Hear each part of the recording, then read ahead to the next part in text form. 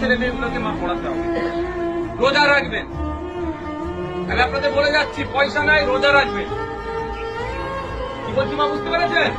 অর্থের অভাবে পড়াতে পারছে না, রোজা রাখবেন, খাবেন না সারাদিন, তাও ছেলে মেয়েগুলোকে পড়ান।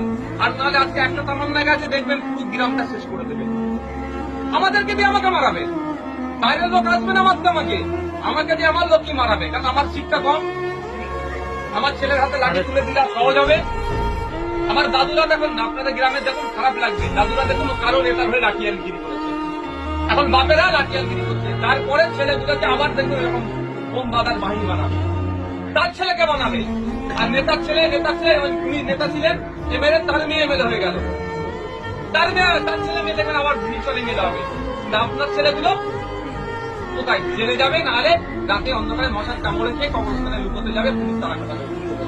এর বাইরে কিছু আর হবে না। তাই অনুরোধ মায়েদের বলছি, রোজা রাখবেন, একবেলা খাবেন না, ছেলে মেয়েগুলোকে পড়ান, তাহলেই সমাজ পরিবর্তন হবে, তাহলেই মাথা তুলে ভাবতে পারবেন, নাহলে কুকুর বিড়ালের মতো জীবনযাপন হবে। এর বাইরে কিছু হবে না, কুকুর বিড়ালের মতো জীবনযাপন হবে।